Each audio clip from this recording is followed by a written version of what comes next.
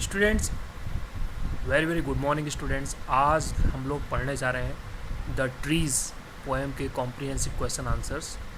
और आपके सामने द ट्रीज़ पोएम का जो स्टेंजा है वो दिया जा रहा है। ये फर्स्ट स्टेंजा और इसको आप पढ़ेंगे और जो नीचे कुछ क्वेश्चंस दिए हुए हैं इन क्वेश्चंस के आंसर्स आपको लिखने हैं। तो सबसे पहले हम इसका क्वेश्चन पढ़ते हैं। Read the following stanza and answer the questions that follows. तो आपको इस स्टेंजा को पढ़ना है और इस स्टेंजा को पढ़ करके नीचे जो क्वेश्चंस लिखे हैं उसको आंसर देना है। तो सबसे पहला स्टेंजा है ये, चलो इसके बारे में बात करते हैं। The trees inside are moving out into the forest. जो पेड़ हैं वे फॉरेस्ट की तरफ मूव कर रहे हैं, जंगल की तरफ वे दौड़ रहे हैं। The forest that was empty all these days. क्योंकि इस समय जो जंगल है वे एम्प्टी हो चुके हैं, जंगल पूरी तरह से खाली हो चुके हैं, क्योंकि जंगल को काट करके जो पेड़ पौधे थे उनको काट करके उनको समाप्त कर दिया गया है। और जिससे क्या हो चुका है, पूरे जो जंगल थे वे खाली हो चुके हैं। No bird could sit, no insect hide. और अब जंगलों की हालत ये है कि ना तो वहाँ पे कोई चिड़िया बैठ सकती है, नो इंसेक्ट, और ना ही वहाँ पर कोई जो कीड़े मकोड़े हैं वे बैठ सकते हैं। No sun bury its feet in shadow. और देखिए, no sun bury its feet in shadow. पहले क्या होता था, पहले इतने पेड़ पौधे होते थे जिससे जो सूरज की जो किरणें होती थी वो उस पर नहीं पहुंच पाती थी। अब क्या हो चुका है, अब बिल्कुल पूरी तरह से सूरज की जो किरणें हैं वे पूरे उसमें पड़ रही हैं। The forest that was empty all these nights. न केवल दिन में बल्कि रात में भी सारे जो पेड़ पौधे हैं वे खाली हो चुके हैं। Be full of trees by morning. लेकिन अब ऐसा नहीं होगा। जब अगली सुबह होगी, अगला दिन आएगा, तो अगले दिन जितने भी सारे पेड़ पौधे हैं वे सब दौड़ करके यहाँ से चले जाएंगे और एक नई सुधार होगा, एक नया चेंज हो जाएगा, एक बदलाव होने वाला है। तो चलिए इस पोएम को स्टार्ट करते हैं। सबसे पहले जो इसमें फर्स्ट क्वेश्चन है उसको पढ़ेंगे। Name the poem and poet. तो इसमें सबसे पहला क्वेश्चन है कि इसके जो पोएट है वे कौन है और इसमें जो पोएम है उसका नाम क्या है। तो आपको पता ही है पोएम का नाम द ट्रीज़ है और जो पोएट है इसमें एड्रियन रिच।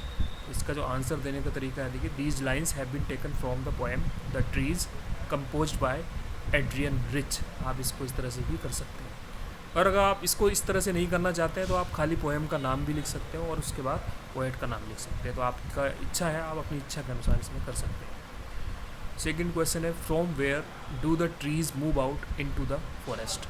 फ्रॉम वेयर, कहाँ से जो पेड़ पौधे हैं वे कहाँ से जंगल की तरफ दौड़ रहे हैं, कहाँ से दौड़ रहे हैं। तो आपने इसमें इस पोएम में पढ़ा था कि जो पेड़ पौधे हैं घर के अंदर बंद थे और वे अगली मतलब रात हो चुकी और रात में वे वहाँ से दौड़ रहे हैं। तो फ्रॉम वेयर तो हमें घर से बता देना, सिंपली इसका आंसर हो जाएगा the trees move out into the forest from the houses, human houses.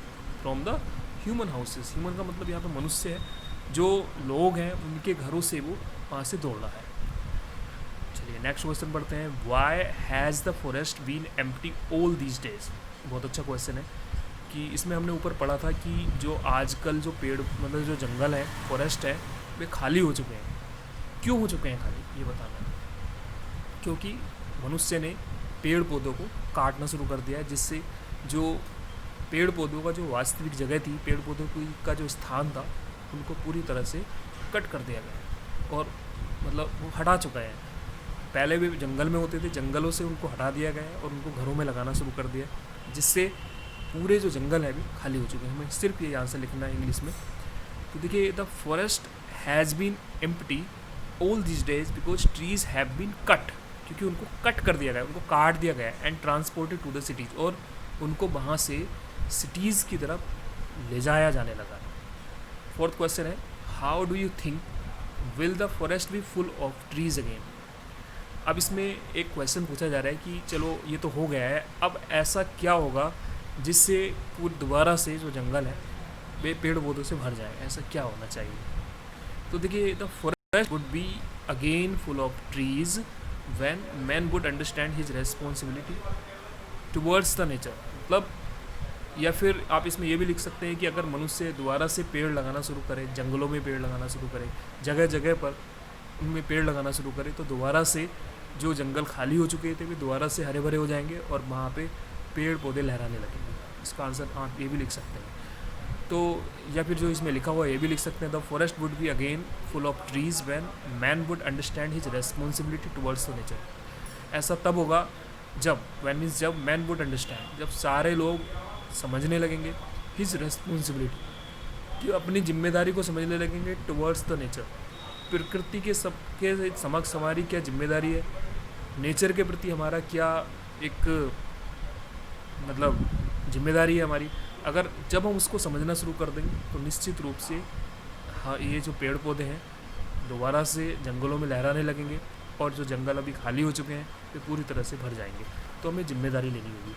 तो देखिए, ये एक स्टैंजा था जो आपने पढ़ा अभी, और इसके क्वेश्चन आंसर्स भी आपने पढ़े हैं, और उम्मीद है कि आपको ये समझ में भी आए होंगे। आप इनको समझने के बाद, वीडियो के माध्यम से आप इसको समझेंगे, समझने के बाद आप अपनी कॉपी में लिखेंगे और इसको अच्छे से नोट करने के बाद लर्न करेंगे।